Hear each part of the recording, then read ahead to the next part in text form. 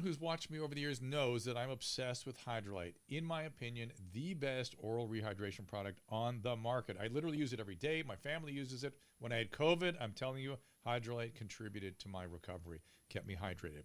Now, with things finally reopening back around the country, the potential exposure to the common cold is always around. And like always, Hydrolyte has got your back. Hydrolyte Plus Immunity, my new favorite, starts with their fast-absorbing electrolytes and adds a host of great ingredients. Plus, each single-serving easy-pour drink mix contains 1,000 milligrams of vitamin C, 300 milligrams of elderberry extract. Hydrolyte Plus Immunity comes in convenient, easy-to-pour sticks that rapidly dissolve in water, make a great-tasting drink, has 75% less sugar than your typical sports drink, uses all-natural flavors, gluten-free, dairy-free, caffeine-free, non-GMO, and even vegan.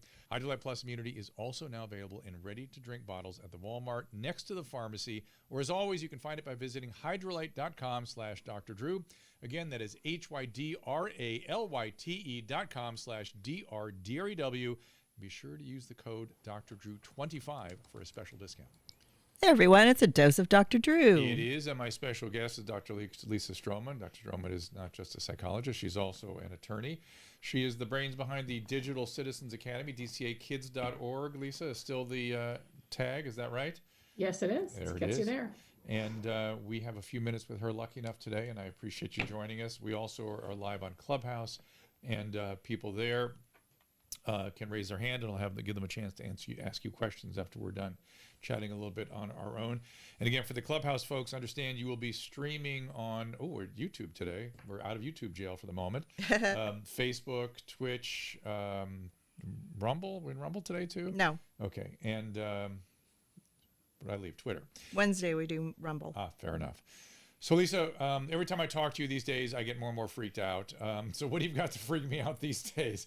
Last time we talked, it was on the Dr. Drew podcast, I think, and we went over some of the data about what was going on in terms of, sexting and exposure to sexual content because of the widespread use of digital classrooms. What's happening today? Well, we've been in summer. So at the end of the school year, what we found was academically kids have not only had a huge slide because of COVID, but now you have that summer slide. Parents have, understandably, because restrictions have come up, decided to take a break. So a lot of people are vacationing for the first time and getting out of the lockdowns that we have all been unfortunately having to succumb to. And so I think what I see happening now from a psychological perspective is that kind of communities are getting this fatigue with the new messaging about vaccines are enough or masking isn't enough. And so I'm getting a plethora of calls and people coming in really just kind of on edge, adults and teens alike, of what does this mean? Are we doing this all again? So I was hoping that you could shed some light. I don't want to put you back in jail on YouTube. But well, here's my thing, is that the public health messaging has been a catastrophe from the beginning. They've done exactly the opposite of what we've known how to do since the HIV epidemic, which is to create narrative and stories and educate and, give them stories that show consequences from behavior to urge people to adjust to the health behaviors they're asking them to do, instead of sitting in a box and mandating behavior. That never works. That never goes the way that you want it to go. And now particularly there's an opportunity. This thing is becoming endemic. We have to learn to live with it. So what they should be doing is talking about, first they should be getting FDA approval on the mRNA vaccines. They should be rolling out Novavax, which is a sort of a straight protein vaccine, an old platform that some of the people that are hesitant may be, I know for a fact, are more willing to use. And then let's educate about how to deal with this thing. How do you protect yourself? What's the evidence on that? And should you get illness, here's how to use telemedicine. Here's how to find a doctor. Here's what can be done early treatment. This is what a monoclonal antibody is and who's eligible for that. And oh, by the way, it's free and available to everybody. They should be categorically out there empowering people rather than frightening people.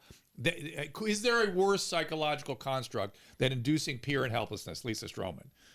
No, it's absolutely terrifying. And it's what the media has done, in my opinion, to get people to do what they want. Which is the worst possible way to approach this. Fear and helplessness are anathema to human flourishing. It's how you make people mentally ill. At the core of helplessness is trauma. At the core of fear is helplessness. So, I mean, here we are, the exact opposite of what I've seen this coming from day one. And now they're going to re-up on this behavior. It's too much. It's too much to be believed. So do you agree with me that by empowering people with messaging of how to manage and how to handle, and again, narratives about why to wear a mask and why to get a vaccine would be the way to go? Absolutely. Yeah. The issue is, how do you get the siloed effect of whether or not you're in this group or in that group? Because we've done such an awful job that we now have this aligned opposition in the public of whether or not you're right or you're wrong, that it's going to be so much harder now to do exactly what you just said needs to happen. And that to me is just the fundamental flaw that I saw again as the beginning, like you did. Yeah, it's mind-boggling to me, and I just don't understand. They originally said it would go away. I mean, there's heads of countries saying get vaccinated so that it will be eradicated. The minute that they said that, I knew we were destined to fail. Right. So here's what's I've interviewed a lot of people that are resistant and have all kinds of crazy ideas and stuff, and at the core, what I have found is they're afraid and they don't know who to trust. That's the core issue. So it seems to me, address the fear with empowerment and information. And then how do they rebuild the trust? I think that's actually the harder thing. How do we help? Any ideas about how to do that? You know, it's challenging because particularly right now in our culture, we have this like right or wrong kind of cancel culture mentality. So people are even afraid to tell you whether they've been vaccinated or not, right. You know, that they're avoiding that. There's like this kind of shame or fear of how they're going to get basically judged by the person that they're telling that information to. So I think that you have to really stop and you have to say that there's valid reasons why people are in either one of these boats. We have to say that it's valid that a lot of the messaging created the mess that we're in. And I think we just have to admit we totally failed. Like, this is an epic failure on the part of how we got this out to the communities. And we have to not endorse like some of the school districts that out by you that are doing, that want to spend $12 million a week because they're basically telling their public that we don't trust you, whether you tell us you were vaccinated or not. And so we're just going to test everyone. That's insane. We'll and it's basically insulting. With that, by the way, you were the first person to tell me about that new policy. It's not being widely publicized here. So express what that is exactly. Interestingly, it's not being widely publicized. Yeah, yesterday afternoon, LA Unified came out and stated that they had decided that they were going to be testing all students and staff on a weekly basis for COVID, regardless of vaccine status. So I quickly did the numbers and just kind of pulled up, and there's essentially 600,000 students in the LA Unified District, not even including staff and administrators. So, you know, if that's $20 a test, that would be $12 million a week. If it's $10 a test, it's $6 million a week. I mean, I'm not a math major, but it seems like we should be talking about how you're spending your money out there in California, given that you're broke and given that there's all these things that have broken because of the pandemic already. It's unreal. How are they not talking about that? Well, because they know there's going to be a huge backlash, and so it doesn't fit the narrative that the media wants to push, it seems like. But in any event, there's somebody who wrote an interesting question here. DOMTG says, everyone talks about the coronavirus surge, but not the suicide surge. There actually has not been a suicide surge, and that actually surprised me. There's been an overdose surge, there's been a substance surge, but there's not been an overdose surge. A suicide surge. What do you imagine is at the core there? Why didn't we see that correlate with a surge in depression, for instance? So I think that the listener is actually onto something here, because the rates of suicidality and people that are attempting suicides are definitely up. Completed suicides have not surged. Okay. So those people that are suicidal, having suicidal ideology, or stating or putting information online that they want to commit suicide is surging. So I think from a public perception standpoint, it definitely appears, and I would say the mentality of the public definitely is at that breaking point. I feel that one of the reasons the completed suicides haven't gone up is that we're kind of on top of each other now. You know, everyone's home and stuff, so there's no suicide is an impulse, in a way. It's like it's not the the average case, even when they're planning it, they go on impulse when it's time. And if that impulse passes because everyone's at home, you're not going to do it. I think that that's a good point. I think that you definitely have Hey, Drew. a lot of people that are struggling with that. I hate to interrupt, but Yeah, for some reason, Lisa's voice is not streaming on the Clubhouse. So I would say that you should unplug your phone and plug it back in, maybe. Okay, let's try that. I mean, I'm getting. It says poor connection. Let me try to get the connection better. Give me 1 second. I'm on the 2G. Okay, Lisa, why don't you go ahead and test? Test 1 2. On Everyone the left the Clubhouse?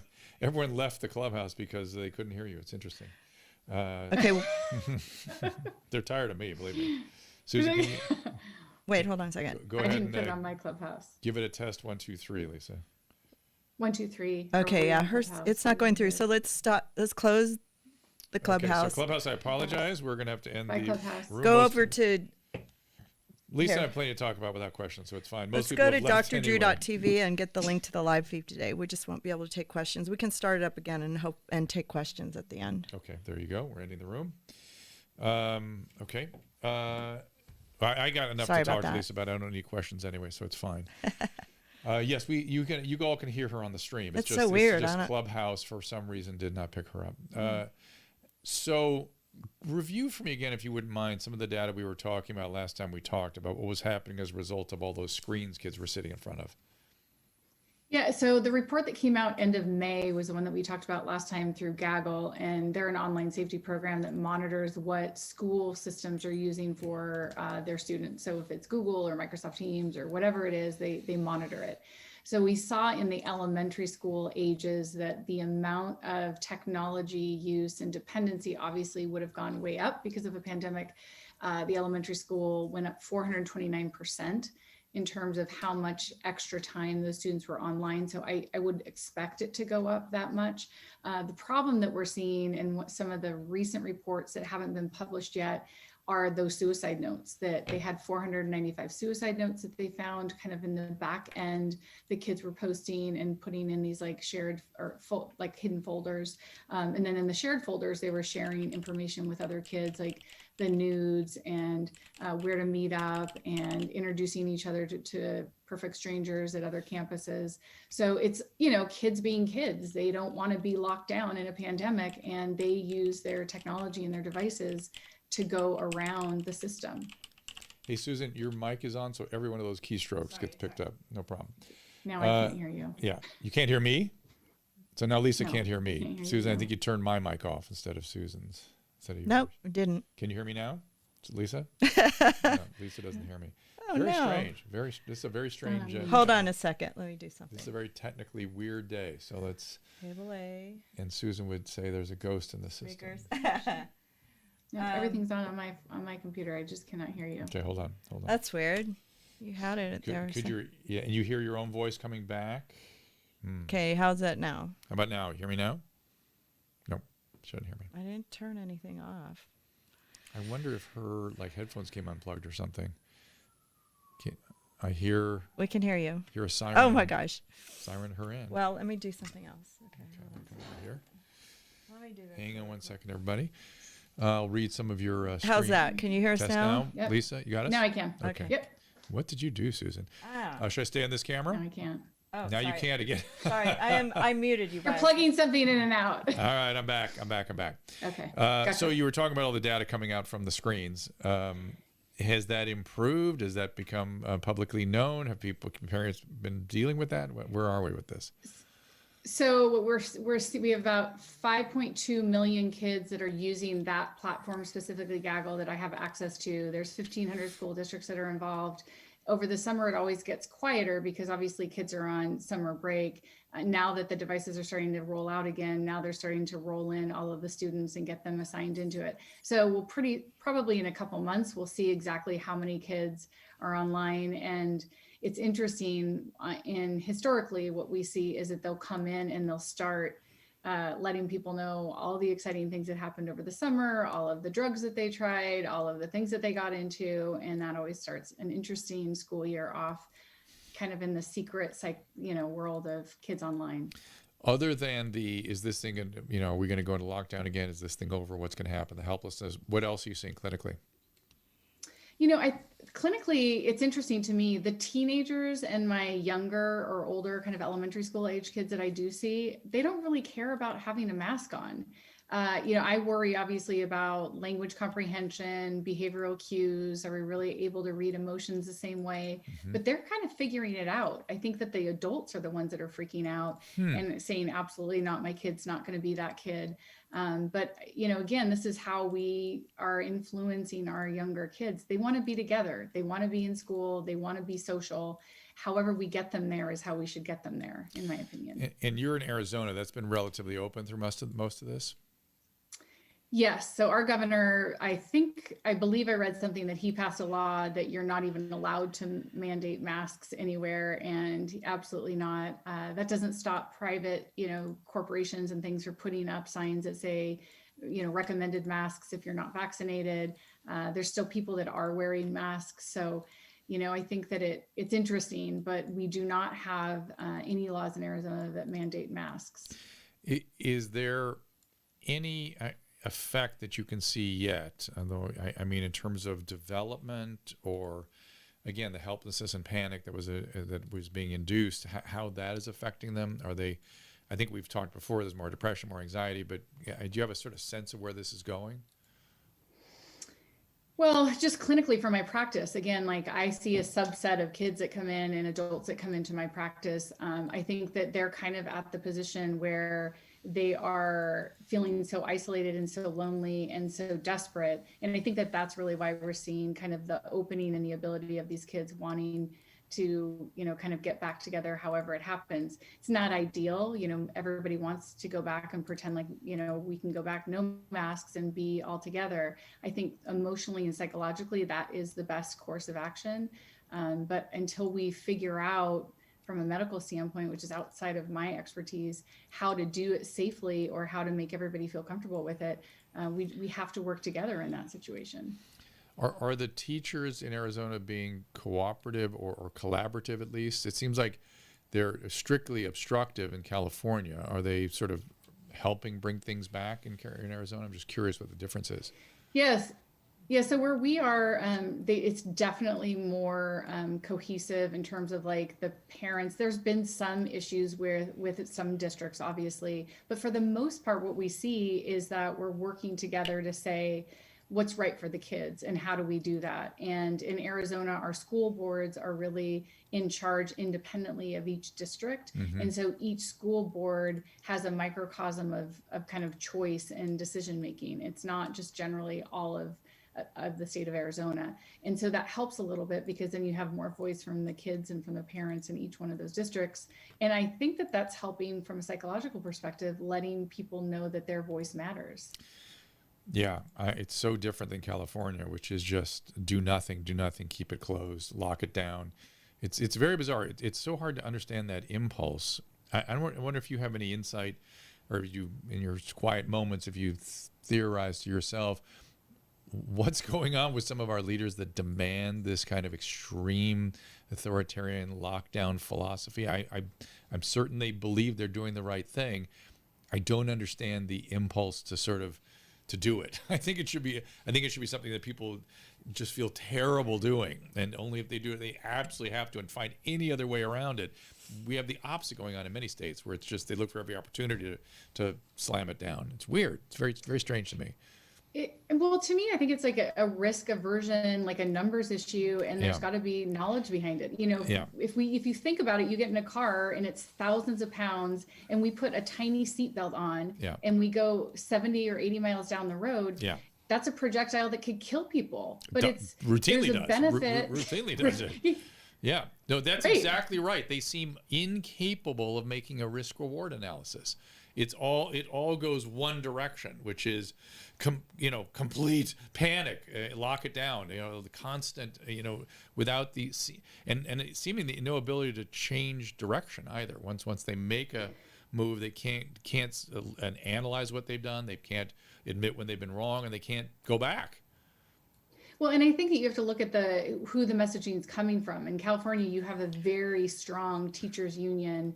voice that come together, and they come out and they are there to advocate for not the kids, not the families, but for the teachers. And so you have to me, I listen to who's the person who's delivering this advice to me. Who is it that's telling me this? I'm not just going to listen to everybody who's out there giving me advice on things. I'm going to say, oh, I understand your position because you're representing the teachers, or I understand your position because you're representing this. I want to be able to see the public do a better job at recognizing there is bias in messaging. Oh my and God. that not everybody is seeing, You are so seeing right. things in the right way. Yeah. And in this state, again, in California, we have a teachers union just handed $3 million to the governor, and then wonders why the governor, executes the teacher's will. It's just the teachers union will. I don't know if it's even the teacher's will. It's kind of, and then we don't seem to interpret then what he's up to and what he's doing and who he is. I don't know. It's very strange. But yeah, I think you're right. I think that lack of risk-reward analysis, and then motivated by fear, the constant fear in our leaders. And again, though, I don't understand when we have non-clinicians making many of the decisions, which there you go. That's a big part of the problem right there. But I'm always, again, bewildered when clinicians can't make a risk-reward decision or don't seem to be able to take in all the variables. And I think of the head of the CDC. Let me put it this way.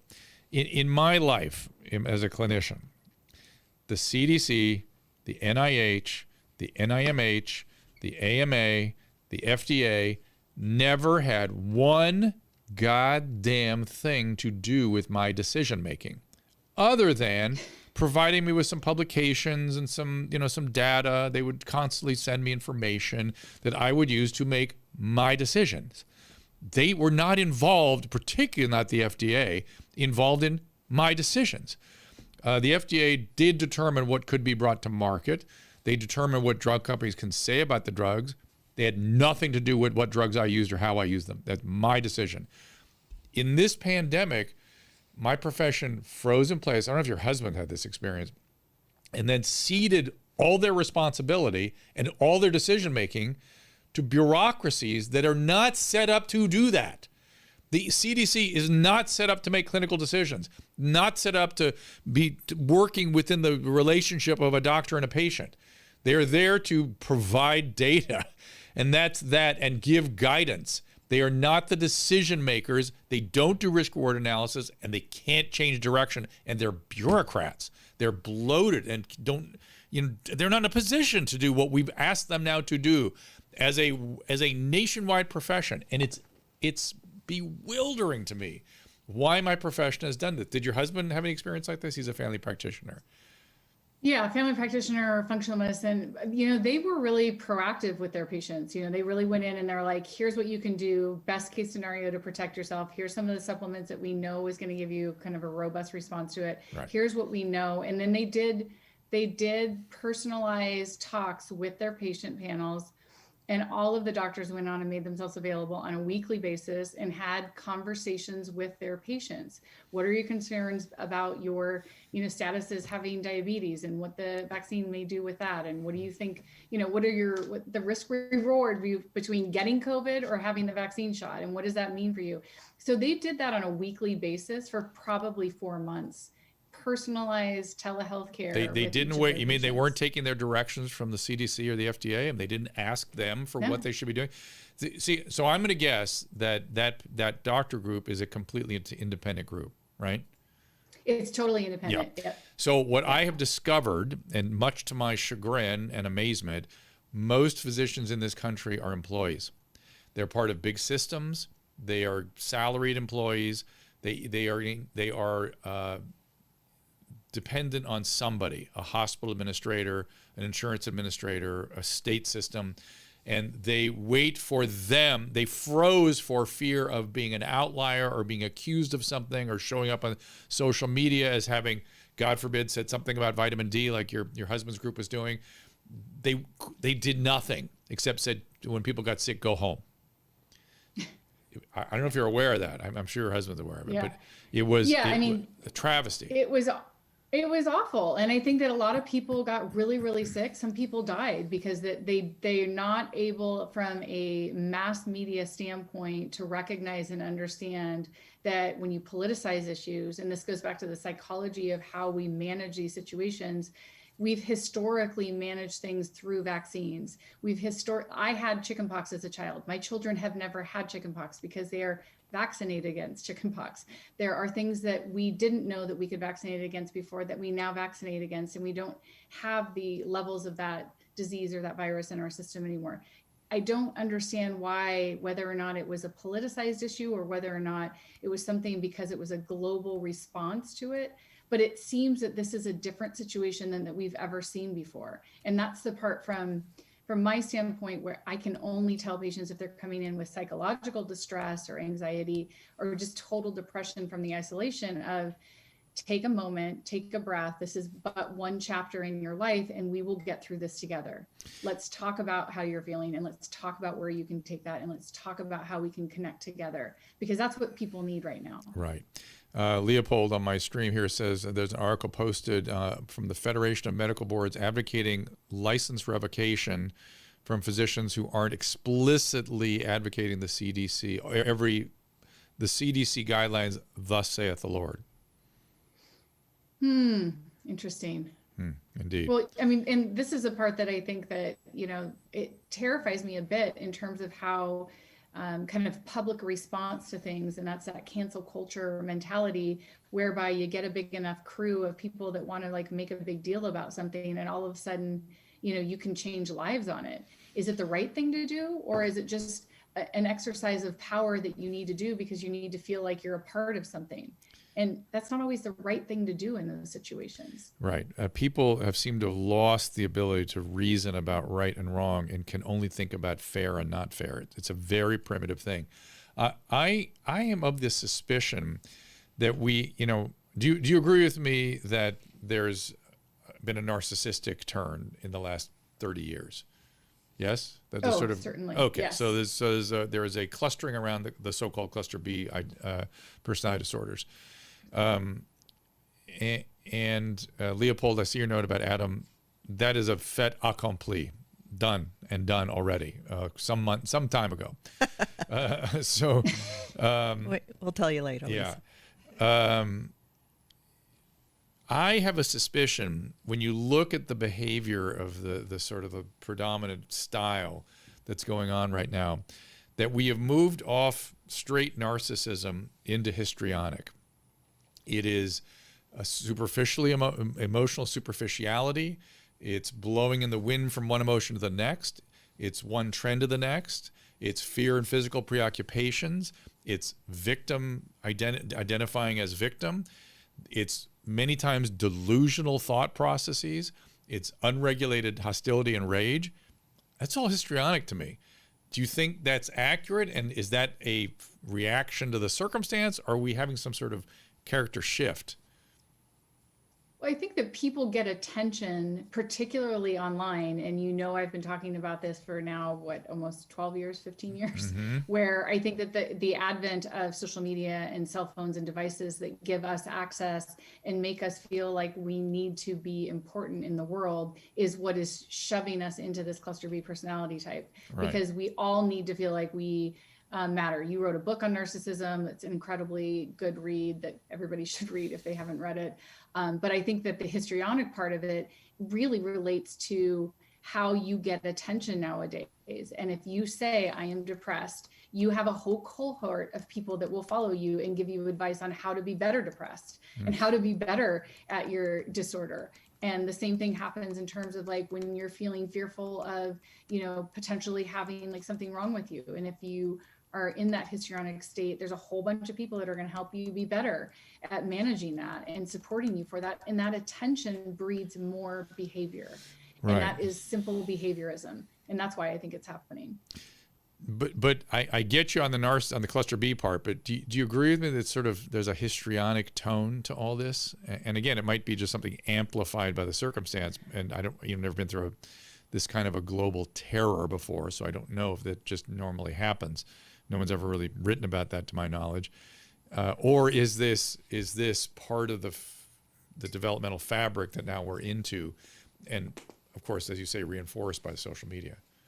Yeah, I that's a good question. I don't know the answer to it. I think that we can hypothesize that absolutely it's being influenced by the current circumstances.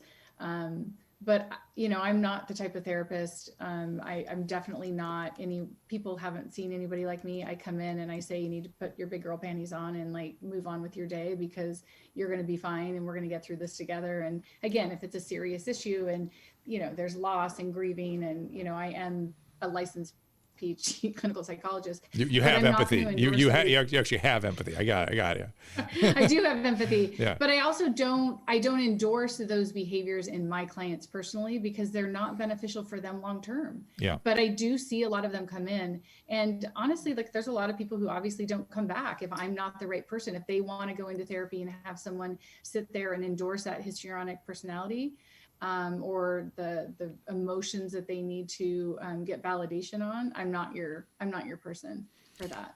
Yeah, and as I'm hearing you talk, I'm thinking maybe it's not histrionic, maybe it's just borderline. Maybe we're just going in that direction because we've sort of been swimming in those waters for some time. It doesn't feel borderline though, because it's not as well. It is kind of borderline. All acting, all that stuff's on social media. Yeah. So, I mean, for the listeners, that, borderline being that typology of personality that where everything, you're either all good or you're all bad, and there's really no gray area in between, and they flip on a dime on how they react to you.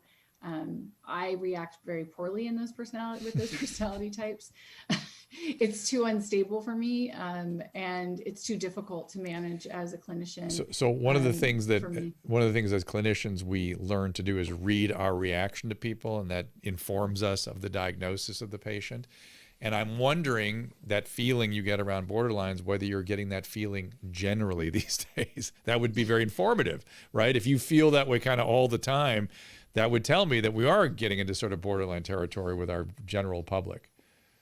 Well, I definitely think that we are. I think that the generation and the population, this Gen Z population that's growing up and that is being basically inoculated to act in these borderline tendencies, whether or not it's authentic to themselves through, TikTok videos and Instagram and all of the things that they're learning through their social, is really getting absorbed, just like when we were younger and we would follow a clothing fad or something like that we would see in our population around us. Kids are now picking that up in a global sense and then copying that. So that's what I think, that to your point, I think you're right. I'm sensing that's is exploding in a personality typology, but and this is my optimistic side, I really do feel like it's kind of trying it on for size, and hopefully we can kind of turn the page and get these younger kids out of that long term. Talk to the listeners about projective identification. It's something that's hard to something that borderlines use as a way of regulating their emotions, and it's hard to give people a sense of really what's going on. I'll try with you. You want to try that? Well, this is a classic story of when you would drive onto your campus when you were. I'm surprised you remember that. Yeah. You're surprised I remember that? Yeah, it was uncanny. So borderlines are out there. They're experiencing themselves out there. And one of the ways they regulate their own emotions is literally projecting them into other people. And as a result, they're exquisitely attuned to other people, because that's literally where they're feeling their own emotions. And so I had this phenomenon where when I would drive onto my medical campus where I ran a unit, the patients couldn't see me. They had no way of knowing. I would do it at different times of the day. The nurse would tell me that she knew when I was coming on campus, because the borderline patients would start to escalate. And it was like, wow, that's sort of. Does that mean you're a sociopath? Well, so what I've taught Susan is that when borderlines get involved in romantic relationships, they often are attracted to sociopaths. So the borderlines and the sociopaths go together. I think you're just a little narcissistic. For some reason. That's it. There it is. I think you have high mirror neurons, and they reflect loudly, and people pick up on it. Oh, what is that? A mirror neuron? That's what I would classify. You What don't know is what a it? Mirror neurons. mirror neurons are these things that were observed in, I think, capuchin monkeys originally, where they were monitoring the motor cortex of monkeys as they picked up bananas and things. And they noticed alongside the motor cortex of the monkeys, when they would look at another monkey engaged in a behavior, the monkey's mirror area would go off in the same pattern as though the monkey were actually doing that behavior. Not the exact same area as the motor cortex where they do the behavior, but a mirror of that right next door. Am I getting that right? Yeah, Yeah. yeah, absolutely. And so you see a lot of people with a high empath, intuitive sense tend to, and those, like, a lot of clinicians tend to have a lot of that because they're able to really kind of connect and engage and walk through what your clients are feeling and doing. There's something now, there's a bunch of data now about the insular cortex. And the insular cortex, it turns out, has multiple homunculi going from posterior to anterior. And the insular cortex is on both sides. And the homunculi go from very vague to more distinct, and they are explicit maps of the body. And so they are probably involved in this mirroring of body feeling states and somehow how we feel other people on a gut level. Isn't that interesting? It's interesting, and it's also really pulling it back to kind of how we started the conversation of what's wrong with society and why are we all fighting over masks or vaccines. I think that's why it's happening, right? We're picking up on that global energy and those feelings through this ability that we have as humans. And so we're pulling in what we're seeing and what we're around, whether it's through social media or whether it's through our communities that we're in. Right.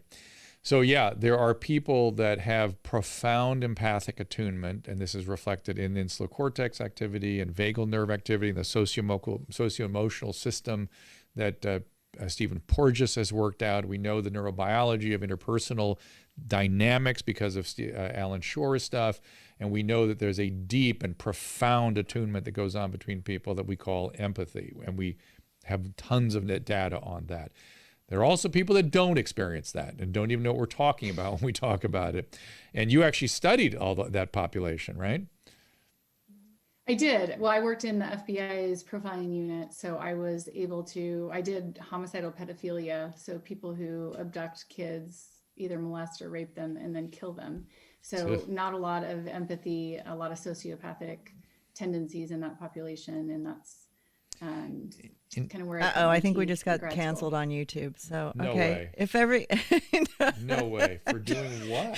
for just saying that talking about monkeys too murdering children, yeah, we're in trouble now. But anyways, if we get canceled on YouTube, I'm kind of kidding, Lisa, but just in case, okay. we are available on Rumble, Facebook, Twitter, and Twitch TV. In the future, we're on our last strike, and we don't think this will cause it, but we will probably have to talk about something else. I hope not. That's like actually what my research was on. I know, it's really sad because like they're like, you can't talk about anything that happens to children. So can we talk about like filters and who's getting to choose the filters and Right, who's exactly. giving Please, this we did three that. strike rule? It's like the blackball. It's like the blackball list. You have to be careful. We with have certain words. an interview up, I think, on my website with a guy that was the guy that released the 950 pages that showed what YouTube was doing, Google was doing to effectualize this. You AI. can find that at drdrew.tv, and you can go to Rumble. We had a really good audience over there, but let's not talk about him right now because that could get us censored as well.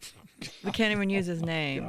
Oh my God. No, I'm serious. This is what country am I living in? If you want, what I could. country am I living in? I'm so confused. I can turn off the YouTube right now. We can say whatever we want, but I don't.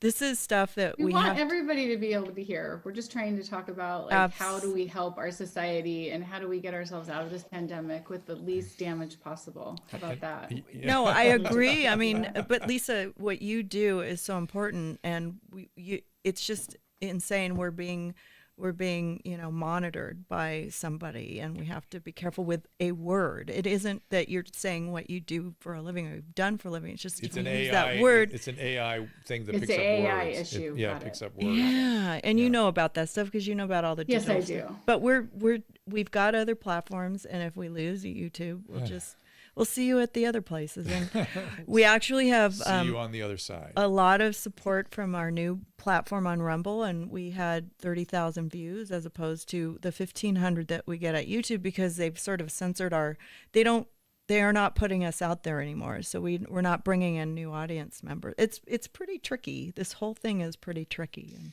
Well, It's all the algorithms. let me, and as it pertains to our talk about COVID, by the way, I am gravely concerned about the potential of really unpleasant mutations. What do they call it? Variants. They call it variants. And by the way, I'm seeing a lot of people are very interested in your FBI profiling years. We should bring you back and just talk about that, okay? Yeah. You tell the whole story. Sure. You've told me a bunch of stories about being locked in rooms with guys that are psychopathic killers. we can do that on a win. And walking with guys you think are just a fraternity. Yeah, but Drew, dudes we and have- turn out to be killers of their Remember family. Eric Adams he has a new podcast where they read the letters from the killers and stuff. Okay. You'd be great. We'll have you on with him because they want to come on and talk about their new podcast. So that would be Eric good. Adams, my patient? Not Eric, the actor. Oh, Eric Roberts. Roberts. Eric okay. Roberts. They Eric have a new Roberts. podcast. That'd be They're trying great. to, I think they want to come on Tuesday, but Great.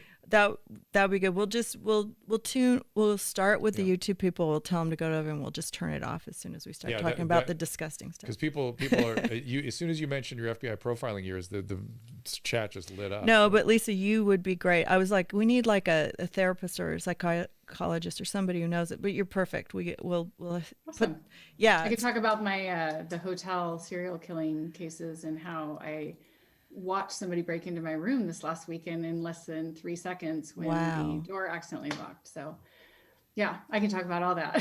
Oh my goodness. Well, but they've got this podcast where they're reading the letters from the killers or something like that, and then they look at their childhood experiences and they're comparing how they all had a lot of trauma, and so they're promoting the podcast. Great. That's the one I sent you last week, Drew, and you were like, what? Who? Yeah, I didn't understand what that was. That's great. But Okay, now that's we perfect. can we can tie this all in and make a really good episode. But before I interrupted you to say that, you were saying something else about.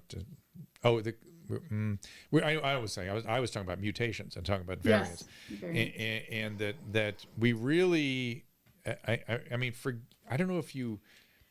I want everyone to think deeply about this. You may not feel you have an obligation to everybody else, okay? And I can't argue with you about that. I think we do, but okay, if you don't want to take some risk on yourself on behalf of everybody else, please at least think about taking some risk on to protect yourself and your family, because the more this thing replicates, the worse this is going to get. And yes, the vaccines are having some issues. Yes, there might be booster needs. Yes, people who are vaccinated are seeming the virus does replicate in those people, maybe not as much suppression as we would like, but we have to consistently make efforts to do this. And masks are just not going to be enough. Lockdowns, I'm not convinced to really do much of anything. They just delay the inevitable. So we really have to keep working on assuming some risk individually. I'm not saying that it's perfectly safe. I'm saying we have to be ready to assume some risk. Unless somebody comes up with good therapeutics, which may be underway, good therapeutics may come soon where we can suppress the viral replication very quickly, and that would be great too. That's the other sort of limb of what we have to do, the other intervention that's necessary. Hey, Drew, somebody earlier asked if they're going to be traveling. They want to know if they should get the third Pfizer vaccine. I saw that, and I don't know how to answer that. We don't know. We're still researching it. I have friends, physicians, who have surreptitiously taken a third vaccine because they think it's a good idea. I think it's a good idea. I can't say it because of YouTube, whatever I'm thinking. Right. But I do think there will be boosters very, very, very soon. Yeah. And I think that is a good idea. If you I want called my keep doctor. free to move about. I called my doctor because, we were wondering, and he said he's researching it. So when I find out from my physician. I have a sneaking suspicion. If they do the right research, that Novavax may be a really good alternative as a booster for people not taking Who for took any of them, Pfizer? really. For any of them, really. It could That was be, my question. But yeah, she's Pfizer and she wants to take a booster, and I got it in January too. When I heard my friends were taking boosters, what did I tell you, Susan? You should get one Yeah. before we travel. Yeah. Because we're going, well, here's the thing. We shake a lot of hands. Yeah. You're more immune than I am. I get really nervous when we were at the Freedom Fest. You know, we were around people apparently who had COVID. We just found out. But when you shake people's hands in a large setting like that, I mean, I was like running around after Drew with the hand sanitizer because, you know, he can't get it, but I can. So I don't. It's not hand transmitted. No, I know, but It's but air. you do that for the other viruses, you know. That's and but also we were all in the same room and nobody had masks on. Right. So, you know, but that's how you transmit it. And we went to breakfast and I said, I don't want to go in there because nobody's wearing a mask and I'm not going to get, I don't know if my vaccine's going to work, you John know. Garbedian says a 79-year-old man is mom is fully vaccinated going to casinos, but now he's having second thoughts or she's having second thoughts. You should have second thoughts. Well, I think if you had your cautious. vaccine early, It's time to like be a in little December cautious. or January, You should be like cautious. most That's of the right. 70 and 80-year-olds did. That's right. That's right. You know, you may have to get the booster sooner because they're getting reinfected. On the other and hand, dying. Greg says 10 weeks out is still having side effects. Greg, from the vaccine, so he will not do a booster. You shouldn't if you're having side effects, but I'm not giving you specific medical advice other than to say you should go to covidlonghaulers.com. They're having great results. There's a certain number of people that get long hauler from the vaccine. That spike protein is protein and what it does. It's wild and what it does to people. And they're having really good results at covidlonghaulers.com with people from long haul symptoms from the vaccine. Lisa, I'm going to wrap this up. I Dr. promise. Yo is on There he is. YouTube. We just want to give him a little shout out. Oh, Dr. Yo, you're there, so good. Yo, Dr. Yo. Thank you, Lisa, as always. Appreciate you dropping by here today. We did things a little bit early, and Thank you we'll for have you, putting up with my horrible organizational skills. It's totally fine. and we will be back next time. We were at the with- Freedom Fest. I wasn't on my game. So And- what can I do? with Lisa and Eric Adams, and we'll talk about FBI profiling. Eric Roberts. Eric Roberts. I beg your pardon. Yeah, I imagine haven't his wife booked. too, right? I'll see what your schedule's like, and we'll see if we can set that up. I think Will that'd be Eliza a good with combo. us? Eliza be there Yeah, too? I think I think they're Yeah. they're trying to. They're going to have a really. Their audience is going to be insane. Yeah. Like think it'll be good. Good. Imagine like all the people that follow serial killer stuff. You know. So you could think about a pod, Lisa. That's an interesting idea. Am I actually allowed? Yeah. You could probably be a guest I'm on their addicted to that. podcast too, and we'll You're hook into you. the murder porn too, so you really like that stuff. To me, it's like, Well, I'm definitely into the crime junkie junket of, Podcasts. listening to all of them, and just listening to everything that. I want to people are do doing more out there. psychic shows with that stuff, like and do more like murder mysteries and finding missing I'm persons. reminding and people that she mentioned using hand sanitizer. I'm a big fan of UVC Light to help sanitize things. I think iWand is a great way to go. Hey, Lisa, did you ever use psychic mediums to find people? Did you And I ever work with any? Optech. I did not, but I did use a psychic when I lost my mom. Oh. And so I went to a psychic for that, and that was very helpful. So, Because I have a big couple of believer. them that actually do that for a living. They work with the FBI and they find people. It's like But crazy what they do. I, by the way, endorse. I've seen people go to psychics who have trouble grieving, and it helps them complete the grieving process. Yeah. So, if just from a standpoint of that, I have no problem with people doing that. All right, Lisa, we got to wrap this up. I got to get to the next phenomenon here. What I'm do you have afraid. coming up, Drew? Now? Well, let's let Lisa go, and then you can. We'll talk about that. But thank you so much, Okay. Lisa. We Bye, All right, Lisa. everyone. See you. Thanks for stopping Okay. by. Well, we We'll see you love next week. you. We love you. All right. Love you guys too. Okay, Bye. bye. And what do I have coming up next week? Are you talking about, Susan? What do you have today that you're rushing off to? I have a conference call right now. Oh, you do? Yes. Okay. And All right. so- Then I'm just going to quickly mention that we have a show coming up on Wednesday.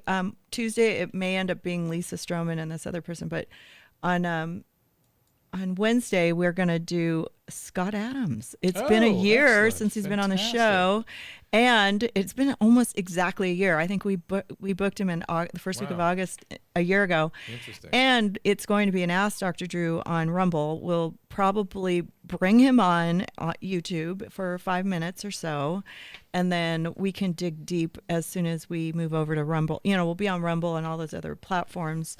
We had 30,000 people view our show on Rumble. It's not censored, and it's clearly they're going to actually give us an opportunity to get your voice out there again, Drew. Great. Wonderful. And Scott is our friend from Greece, and so we'll talk about that. I figured out why Clubhouse wasn't working. No, it was my fault. No, I wasn't plugged in. Oh. No, your sound was coming through, but I know it's coming through the microphone. No, it's coming I through had my it- phone. It was coming through my phone. I was not plugged in. Oh. I was literally not plugged in. So apologies to everybody. I know I Oh, realized good. right It wasn't now. my fault. And then I started clicking buttons and I shut off her sound. Thank you, Yeah. honey, for making me look like I'm Yeah. a really Nope. competent tech You person. are. You're doing amazing. I know. But it It's was all my right. I fault. love you anyways. I don't care All right. if there weren't a bunch of gaffes, it wouldn't be my show. So Gotta there you wrap go. it up. We'll see you on But with Tuesday. Scott Adams, we will have a really clean show. Although we did have some technical problems with that, but he was able to pull it out and make it work. So anyways, All we're right. going to leave with a little humor here. Okay. This See you is the position I find myself in many times at your mom's house, and more frequently than I used to be more frequently than not. But this is definitely the stuff that makes me bring my hands to my face. Well, this is what we wanted to see. If I know anything you would wanted to still see affect it. you. As I said at the beginning of the show, shame is something I shall experience this show, and I'm ashamed for even watching this. And but okay, here we are. That's what the show's about.